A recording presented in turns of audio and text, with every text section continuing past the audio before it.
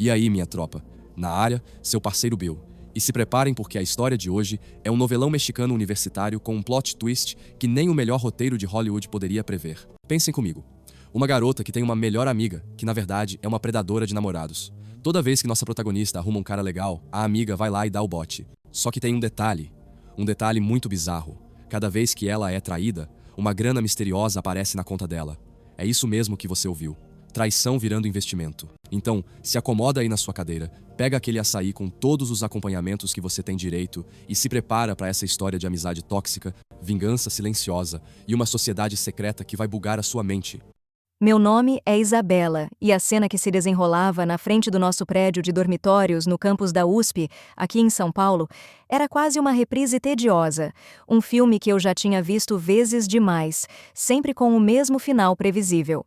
Na calçada, o ronco suave e potente de um Maserati Ghibli azul escuro, um som que não pertencia àquele universo de estudantes de humanas, xerox e miojo de madrugada, fez com que todas as minhas colegas de república grudassem o nariz na janela da sala, como crianças numa loja de doces. Era o André, meu novo namorado, chegando para me buscar para o nosso jantar de 2 meses. "Isa, sua louca! Você nunca disse que seu namorado era um milionário da Faria Lima!" exclamou a Júlia, com os olhos arregalados, a voz um misto de inveja e admiração. Ela era sempre a primeira a notar os detalhes caros, enquanto as outras riam e faziam piadinhas, especulando sobre a profissão e o saldo bancário do André. Eu vi pelo canto do olho a figura que eu já esperava. A Sofia, minha melhor amiga e colega de quarto. Ela não estava rindo com as outras. Estava parada perto da porta, um pouco afastada do grupo, os braços cruzados, encarando o carro como um leão encara uma gazela desgarrada da manada.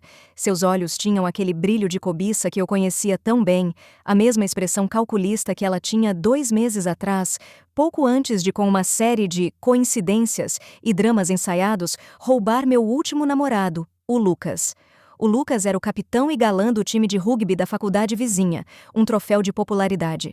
Agora, o André e seu Maserati não eram apenas um namorado, eram um upgrade, o novo prêmio na mira dela.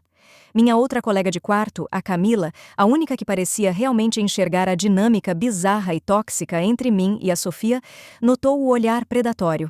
Ela se aproximou, o cheiro de seu perfume de baunilha me envolvendo, e sussurrou no meu ouvido a voz cheia de um desprezo divertido. A Isabela é incrível demais. Impressionante a capacidade de reciclagem dela. Sai um tranqueira musculoso, entra um milionário, deixa a cobra aí babando no próprio veneno. Todos na República já estavam cansados das artimanhas da Sofia. Suas lágrimas de crocodilo, seu jeito de se fazer de vítima depois de cada canalice, sua necessidade patológica de ter o que era dos outros, como se a felicidade alheia fosse uma ofensa pessoal. Mas eu, como sempre, era a pacificadora, o centro calmo do furacão que ela criava. "Deixa ela, Cami, a gente divide o mesmo quarto, não quero criar mais confusão", eu dizia, mantendo a calma, uma calma que muitos confundiam com ingenuidade, mas que na verdade era estratégia. Paciência. Desci as escadas para encontrar o André. Ele me recebeu na porta do prédio com um sorriso largo que iluminava seu rosto e um beijo que, eu tinha que admitir, ainda me fazia sentir borboletas no estômago. Ele era bonito, charmoso e, até onde eu sabia, genuinamente uma boa pessoa. O tipo de cara que toda garota sonha em apresentar para os pais. O tipo de cara que a Sofia adorava destruir. Ao entrar no carro, o cheiro de couro novo e de um perfume amadeirado caro me envolveu. Olhei pelo retrovisor. A Sofia ainda estava lá, na porta do dormitório, uma silhueta recortada contra a luz do fim de tarde, nos observando com uma intensidade que me deu um calafrio. O jogo dela, eu sabia, já tinha começado. A nossa relação com a Sofia era um teatro do absurdo. Éramos amigas desde o primeiro ano do ensino médio. Ela era a nova aluna, tímida e perdida, e eu a acolhi. Mostrei a escola, apresentei meus amigos. Em pouco tempo, nos tornamos inseparáveis. Mas à medida que a gente crescia, uma faceta estranha dela começou a aparecer. Ela precisava competir comigo em tudo, mas de forma velada. Se eu tirava uma nota boa, ela se esforçava para tirar uma melhor. Se eu comprava um vestido novo, ela aparecia com um parecido, só que mais caro. Era uma sombra, uma imitação que buscava me superar. A coisa ficou séria com os namorados. O primeiro foi o Felipe, meu primeiro namoradinho, aos 16 anos. Um romance bobo de cinema e mãos dadas. 3 meses depois, ele terminou comigo do nada. Uma semana depois, descobri que ele e a Sofia estavam se conhecendo melhor. Ela chorou, disse que não pôde evitar, que o coração não escolhe. Eu, a amiga trouxa, a perdoei. Depois veio o Ricardo na faculdade. Um cara inteligente do curso de Relações Internacionais. Namoramos por quase 1 ano. A Sofia se tornou a melhor amiga dele também. Saíamos os 3 juntos, até que um dia ele me disse que estava confuso, que talvez gostasse dela. Ela, mais uma vez, chorou rios de lágrimas, jurando que nunca faria nada para me magoar, mas que a conexão deles era inegável. E lá fui eu, de novo, perdoá-la. E por que eu sempre a perdoava? Essa era a pergunta que a Camila sempre me fazia. A verdade é que depois da primeira traição, a do Felipe, algo estranho aconteceu. Dias depois do término, enquanto eu estava na fossa, recebi um envelope, em casa sem remetente. Dentro, R$ 1.000 em notas de 100 e um bilhete com uma única palavra: resiliência. Achei que fosse algum parente com pena de mim. Depois do Ricardo, a mesma coisa. Mas, dessa vez, foram R$ 1.000 em notas de 100 e um bilhete com uma única palavra: resiliência. Achei que fosse algum parente com pena de mim. Depois do Ricardo, a mesma coisa. Mas dessa vez, foram R$ 5.000 e um bilhete. O silêncio é uma virtude. Foi então que eu comecei a entender. Alguém, em algum lugar, estava me observando, me testando e me recompensando. Com o Lucas, o jogador de rugby, o padrão se repetiu. Sofia se infiltrou, virou a fã número 1 do time, a conselheira dele. Eu assisti a tudo, calada. Quando ele terminou comigo, o Pix de R$ 7.000 caiu na minha conta no dia seguinte, com um remetente codificado. A essa altura, eu já não chorava mais pela perda do namorado. Eu sentia uma estranha mistura de raiva, resignação e uma curiosidade mórbida. Quem estava por trás disso? E qual era o objetivo final? Eu não contava isso a ninguém, nem mesmo a Camila. Era o meu segredo, o meu jogo particular contra o jogo da Sofia. Agora, com o André, eu sabia que as apostas eram mais altas. Ele não era só um rostinho bonito ou um atleta popular. Ele representava poder, status, um mundo que a Sofia desesperadamente queria pertencer. E eu estava ali para ser o obstáculo a ser superado, a vítima sacrificial no altar da sua ambição. Mas desta vez, eu não seria apenas uma espectadora passiva, eu estava pronta para jogar de volta. Nas semanas que se seguiram, a Sofia transformou a coincidência em uma arte performática, uma campanha de marketing pessoal tão agressiva que faria qualquer profissional da área sentir inveja. Ela não estava apenas tentando chamar a atenção do André.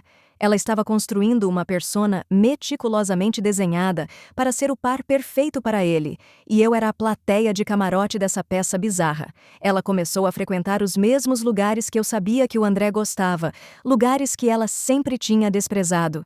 Ele era um ávido frequentador da Cinemateca Brasileira, adorava os ciclos de cinema iraniano. De repente, a Sofia se tornou uma cinéfila cult, postando fotos conceituais dos pôsteres dos filmes, com legendas como absorvendo a profundidade da narrativa persa, sendo um cinema de arte. Eu sabia que ela tinha dormido durante a sessão, porque o André me contou que viu uma garota parecida com a Sofia, roncando 3 fileiras à frente. Ele achou engraçado.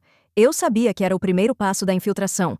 Se eu e o André estávamos tomando um café no gramado do campus, perto da faculdade de filosofia, um lugar tranquilo que tínhamos descoberto, ela aparecia do nada, com livros na mão, ofegante, como se tivesse corrido uma maratona.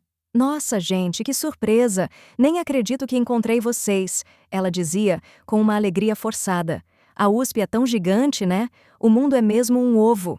E com a desculpa de descansar 1 minutinho antes da minha aula de epistemologia, uma matéria que ela nem cursava, acabava sentando e monopolizando a conversa, direcionando todas as perguntas para o André, sobre o trabalho dele no mercado financeiro, sobre seus hobbies, sobre a família, ignorando minha presença quase que por completo. A performance mais ousada aconteceu numa tarde de sábado. Eu e André tínhamos planejado uma caminhada no Parque Ibirapuera. Era um dia lindo, ensolarado. Enquanto caminhávamos perto do lago, de mãos dadas, ouvi um grito agudo. Ai, meu pé! Acho que quebrou! Era a Sofia, claro. Ela estava caída no chão, perto de uma daquelas barracas de água de coco, com uma expressão de dor tão convincente que merecia um Oscar. O André, o cavalheiro de sempre, correu para ajudá-la. O que aconteceu, Sofia? Ele perguntou, genuinamente preocupado. Eu não sei. Eu estava correndo e meu tornozelo simplesmente virou. Ai, tá doendo muito. Ela choramingava, agarrando-se no braço dele. Ele a examinou com seu conhecimento zero de medicina e declarou que ela precisava de ajuda. Isa, eu vou levar ela até o posto médico do parque. Você se importa de esperar? Eu apenas observei a cena com uma expressão de falsa preocupação. Claro que não, amor. Vai lá, coitada. Quer que eu vá junto? Não precisa, disse Sofia rapidamente. Você fica aí aproveitando o sol. O André me ajuda. Ele é tão forte. Enquanto ele a ajudava a se levantar, ela mancava de forma exagerada, o corpo todo apoiado nele, e me lançou um olhar por cima do ombro dele, um misto de triunfo e zombaria. Um olhar que dizia: viu, eu consigo tê-lo quando eu quiser. Eu apenas sorri de volta, um sorriso pequeno e enigmático.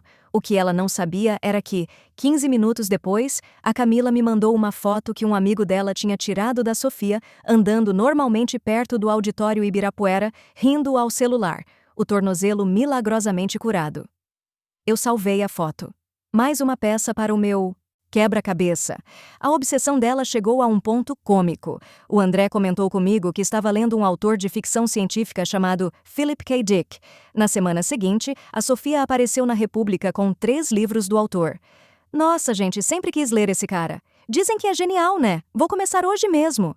Ela espalhou os livros pela nossa escrivaninha compartilhada, como se fossem troféus. Eu sabia que ela não passaria da primeira página. O jogo online dela era ainda mais intenso. Depois de conseguir o Instagram do André naquele jantar fatídico, ela começou a curtir fotos antigas dele, de 2018, 2019, só para mostrar que estava investigando a vida dele. Se ele postava um story, ela era a primeira a visualizar e a responder com um comentário espirituoso. Ele, inocentemente, respondia.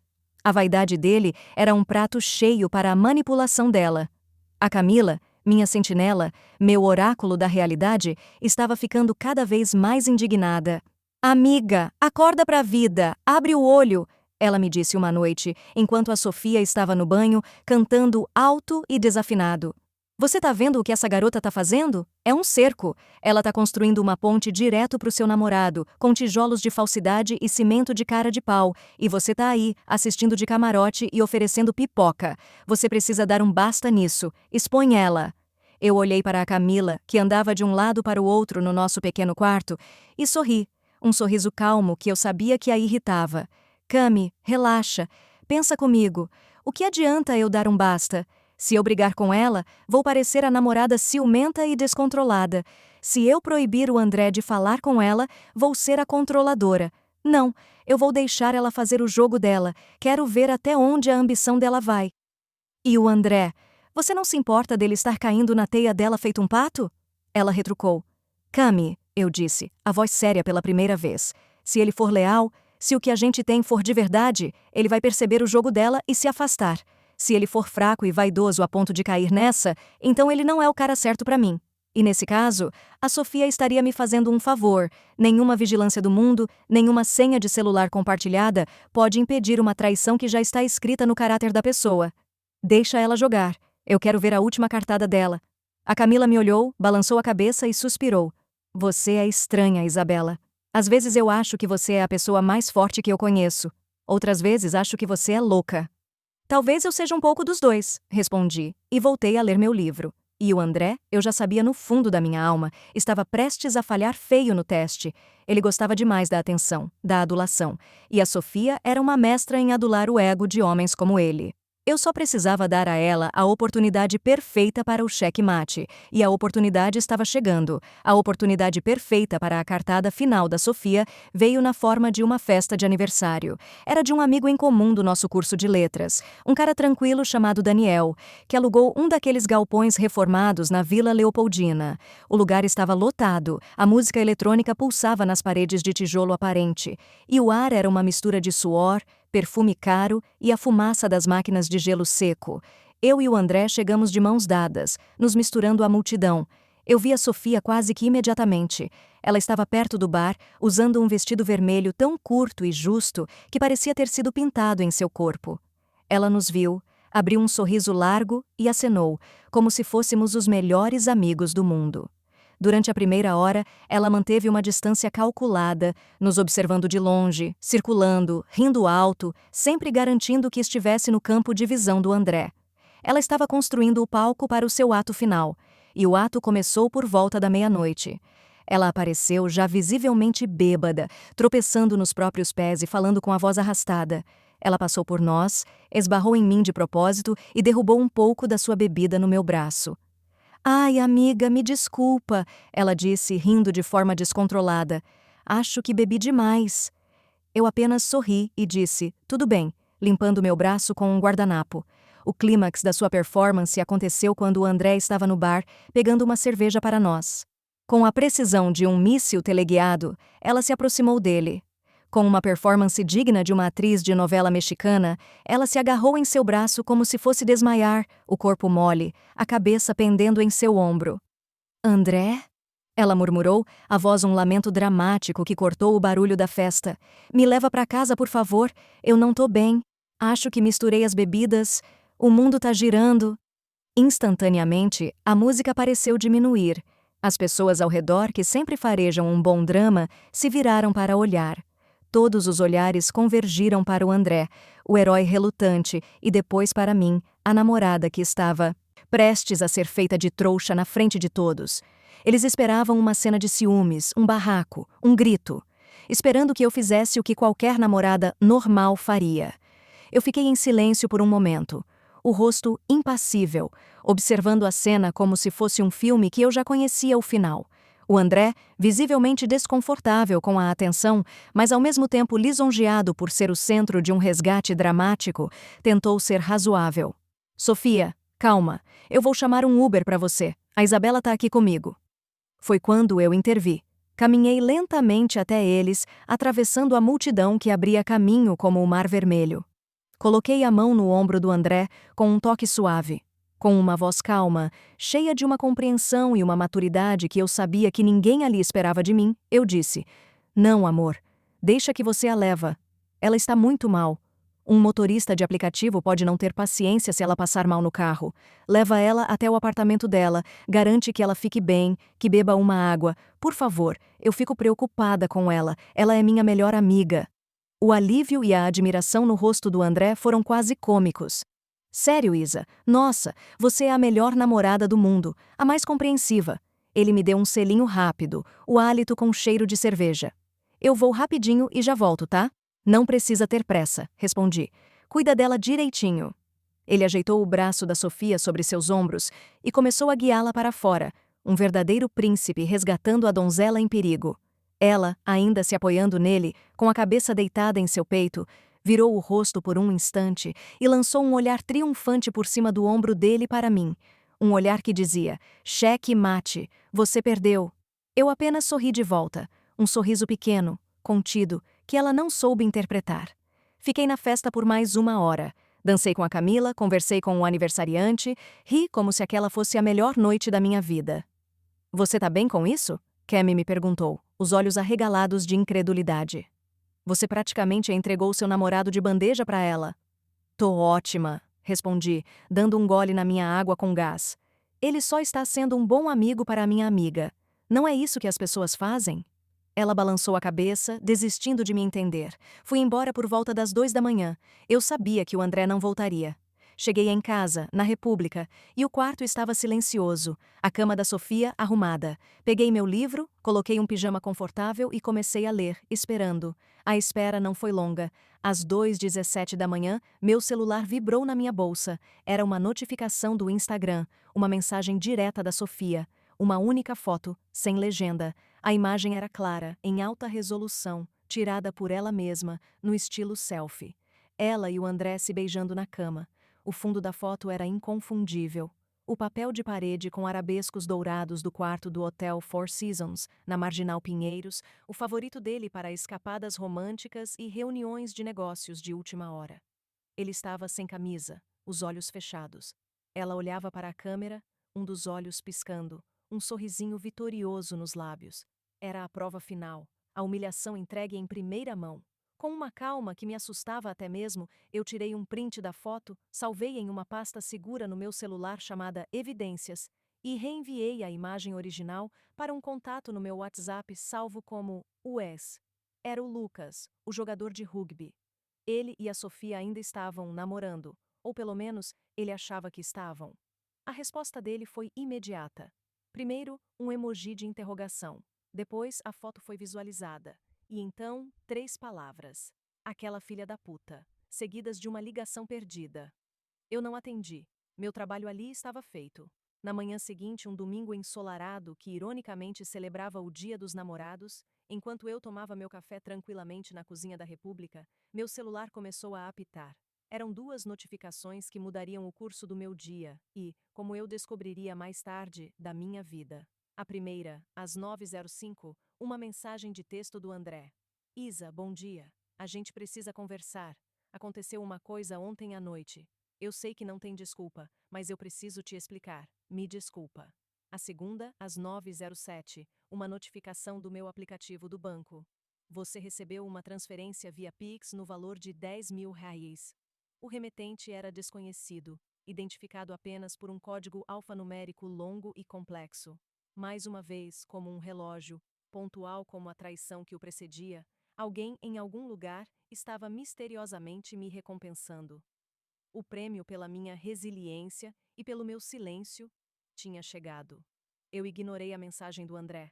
Deixei o celular de lado e continuei tomando meu café, folheando uma revista de design como se fosse a manhã mais normal do mundo.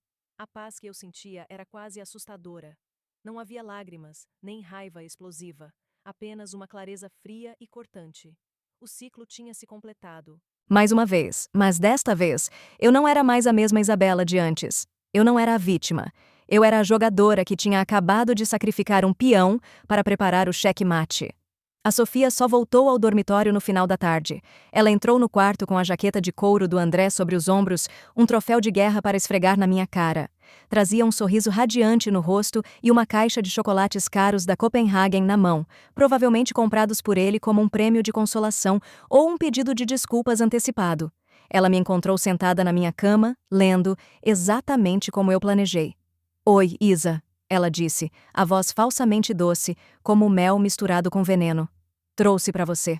Ela estendeu a caixa de chocolates. Um presentinho de paz. Eu não peguei, apenas levantei meu olhar do livro. Sinto muito por ontem. Ela continuou, colocando a caixa na minha escrivaninha. E por... Bem, por tudo. Eu e o André, a gente se conectou de um jeito que eu não esperava. Foi mais forte que a gente.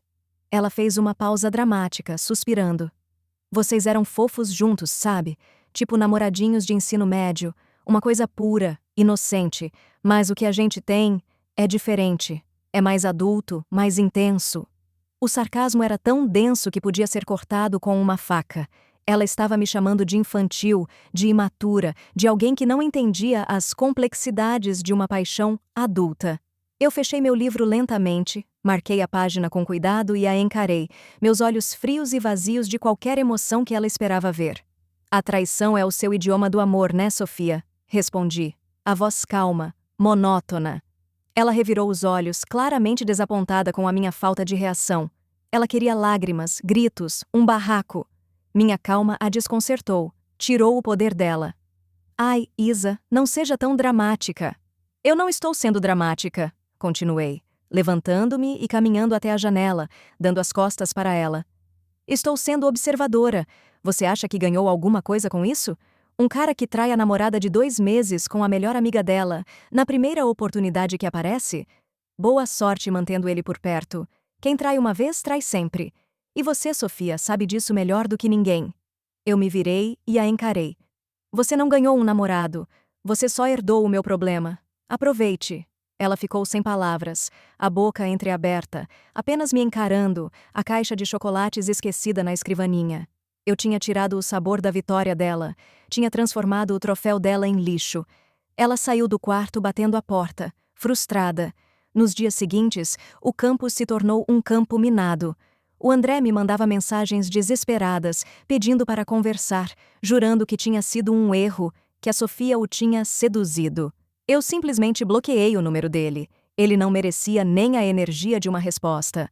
A Sofia, por sua vez, desfilava pelo campus com um ar de vitória, tentando esfregar o novo relacionamento na minha cara, mas minha indiferença a estava matando. A bomba estourou na quinta-feira. A Camila entrou correndo no meu quarto, o celular na mão, o rosto uma mistura de choque e alegria vingativa. Amiga, você não vai acreditar. Não vai. Entra nesse site de fofoca da faculdade agora, o Gossip USP. O escândalo era a manchete principal. Acontece que o André, o meu querido e sofisticado ex-namorado, não tinha apenas a mim, e agora a Sofia. Ele tinha outra namorada, a oficial do mundo dos negócios dele, uma herdeira de uma família quatrocentona de São Paulo chamada Verônica. Ela, de alguma forma, descobriu sobre o caso com a Sofia. Minha teoria é que o Lucas, o jogador de rugby, com o ego ferido e o coração partido, fez o que qualquer pessoa humilhada faria. Foi atrás de vingança. Ele deve ter investigado o André, descoberto sobre a Verônica e feito a fofoca chegar até ela, com a foto que eu enviei como prova. E a Verônica não era do tipo que chorava em silêncio, ela era do tipo que ia para a guerra. Ela tornou tudo público.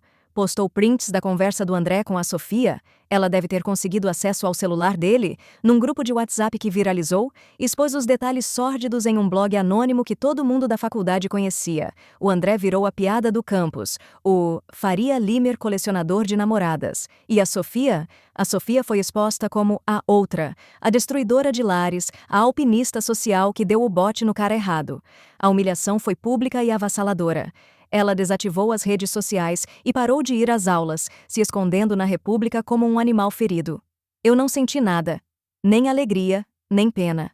Apenas a satisfação fria de ver o tabuleiro de xadrez se arrumando exatamente como eu previ. As peças do dominó caindo, uma a uma.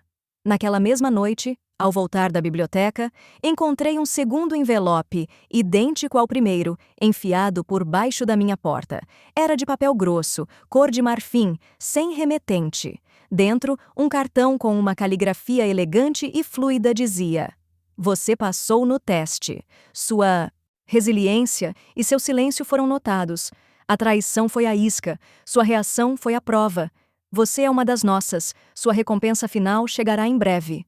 Uma das nossas. A frase ecoou na minha cabeça. Quem eram nós? O que era aquele teste?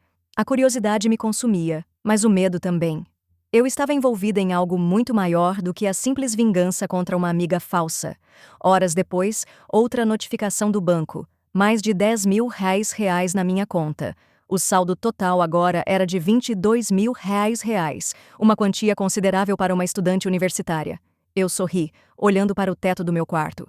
Não era só pelo dinheiro, embora ele fosse muito bem-vindo e já tivesse um destino certo. Era o plano maior do qual eu finalmente começava a entender as peças, tomando forma. Aquele dinheiro não era uma recompensa, era um investimento, um capital inicial para o meu próprio jogo. A Sofia ficou escondida por uma semana. Quando finalmente ressurgiu, tentou a mais antiga das estratégias, a reinvenção através da vitimização. Ela voltou às aulas com uma postura de mártir, espalhando a história de que tinha sido enganada e manipulada pelo André, que ela era apenas mais uma vítima do monstro da Faria Lima. A narrativa dela era patética, mas perigosamente eficaz. A universidade, sempre ávida por uma causa social, começou a olhar para ela com uma certa simpatia. E ela, sentindo a mudança dos ventos, decidiu capitalizar em cima disso. Anunciou sua candidatura para ser a nova embaixadora estudantil do Fundo de Ex-Alunos da USP, um cargo de prestígio que envolvia discursos, eventos e, claro, muito networking. Sua plataforma: superação e resiliência feminina. A ironia era tão gritante que chegava a ser poética. Eu observei tudo de longe, em silêncio. Sabia que a minha hora de agir estava chegando. E ela chegou na forma de um terceiro envelope, novamente enfiado sob a minha porta. Desta vez não havia dinheiro, nem um bilhete elegante. Havia apenas um pendrive. Hesitante, eu o conectei ao meu notebook. O conteúdo era um único arquivo de vídeo. Era uma gravação de câmera de segurança, provavelmente de um dos restaurantes caros onde a Sofia e o André se encontravam. A data era de antes do escândalo estourar. No vídeo, os dois riam e conversavam animadamente. A câmera deu um zoom e o áudio ficou claro.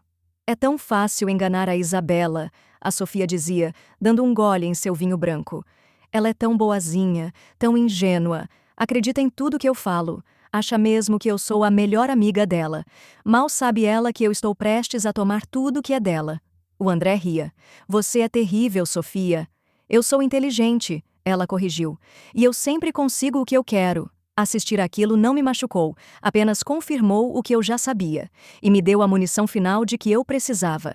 Criei um endereço de e-mail anônimo, algo como averdade@uspemail.com. Anexei o arquivo de vídeo e enviei para uma lista seleta de destinatários, o decano da nossa faculdade, toda a junta do fundo de bolsas de ex-alunos, os principais jornais estudantis e, claro, para a própria Sofia. O assunto do e-mail era simples: a verdadeira face da candidata à embaixadora. No dia seguinte, o campus explodiu. O vídeo viralizou mais rápido que um meme. A imagem de mártir redimida da Sofia foi estraçalhada em questão de horas. A zombaria, a frieza, a confissão da manipulação era inegável. Ela foi vaiada em público, chamada de cobra e falsa. O comitê do fundo de ex-alunos a removeu sumariamente da candidatura e emitiu uma nota pública de repúdio. Ela, desesperada, tentou contra-atacar. Acusou-me publicamente de perseguição, de ter editado o vídeo, de estar obcecada por ela. Chegou ao ponto de entrar com um processo preliminar na justiça por difamação e danos morais. Mas eu estava preparada. Eu já tinha entregado todas as minhas provas. As mensagens, as fotos, o vídeo do hotel, o novo vídeo do restaurante. Para a professora Helena, a coordenadora do meu curso, uma mulher justa e uma das poucas pessoas em quem eu confiava na universidade. Ela garantiu que uma investigação formal e interna fosse aberta contra a Sofia por má conduta e por falsas acusações contra mim. Fui chamada para uma reunião na sala da decana. A professora Helena estava lá, assim como o advogado da universidade. Eu esperava um interrogatório, uma reprimenda. Em vez disso, a decana me olhou com um respeito que eu nunca tinha visto antes. Isabela, ela disse, nós revisamos todo o material. A universidade não tomará nenhuma medida contra você. Pelo contrário, admiramos sua postura, seu silêncio, sua recusa em entrar no jogo sujo dela foi seu maior testemunho. Você se protegeu sem se rebaixar ao nível dela. Naquela noite, um novo envelope chegou. Desta vez, o selo era diferente, com um símbolo que eu não reconheci. Uma égide, o escudo mitológico de Atena. Dentro, um convite formal. Era do Grupo ARA, uma fundação que eu nunca tinha ouvido falar.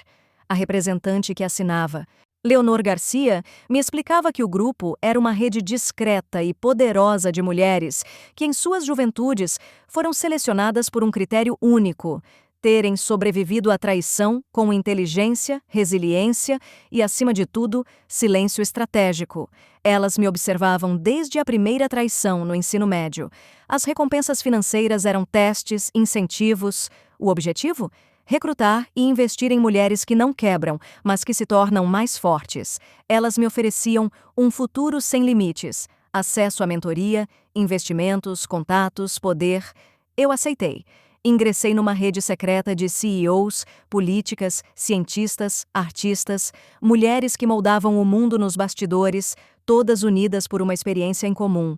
Minha primeira ação, financiada pelo Grupo ARA, foi criar a Bolsa Aegis, uma bolsa de estudos integral, não para os alunos com as melhores notas, mas para aqueles que foram silenciados, passados para trás, mas que demonstraram uma resiliência inabalável. As inscrições lotaram em dias, com histórias que ecoavam a minha de formas assustadoras. O Grupo ARA sugeriu que eu desse uma entrevista para a Metro Weekly, uma revista de grande circulação. A matéria viralizou, mas eu mantive a discrição, o foco no projeto. Eu não buscava fama, apenas impacto. E a Sofia? Ela desapareceu do campus. Trancou a matrícula, humilhada e derrotada. Soube, pela Camila, que ela tinha se mudado para outro estado, tentando recomeçar do zero, longe de todos que conheciam sua verdadeira história. O André se formou e foi trabalhar num banco em outro país, sua reputação em São Paulo permanentemente manchada. Meu novo namorado, o Mateu, um cara incrível do curso de física que conheci na biblioteca, foi aceito em Colômbia, em Nova York, com uma bolsa de pesquisa integral. Uma bolsa que eu, usando os contatos do Grupo ARA, garanti para ele. Às vezes você é aterrorizante, sabia? Da melhor forma possível. Ele brincou uma noite quando contei a ele uma pequena parte da minha história. Recebi um último envelope do Grupo Ara. Dentro não havia dinheiro ou instruções. Havia apenas uma moeda dourada, pesada, com o símbolo da égide de um lado, e do outro, a frase "Você se tornou uma de nós". Eu não era mais a vítima sendo testada. Eu era a observadora, a caçadora. Aquela que, junto com as outras, escolheria a próxima garota a ascender das cinzas da traição. Na minha formatura, enquanto os aplausos ecoavam pelo auditório, eu senti pela primeira vez a verdadeira liberdade. A liberdade de quem não precisa mais se esconder, nem provar nada a ninguém. Minha história não era mais sobre a Sofia, ou sobre o André, ou sobre qualquer um deles. Era sobre transformar traição em propósito, silêncio em poder. E agora, em algum campus universitário, em algum lugar do Brasil, outra garota está passando pela mesma coisa, sendo traída, humilhada, testada, e em breve ela receberá um envelope, e dentro encontrará uma mensagem, a mesma que eu enviei hoje mais cedo. Uma mensagem que diz: "Nós te vemos, e nós sabemos pelo que você está passando. Continue forte, continue em silêncio. Está pronta para o seu futuro?"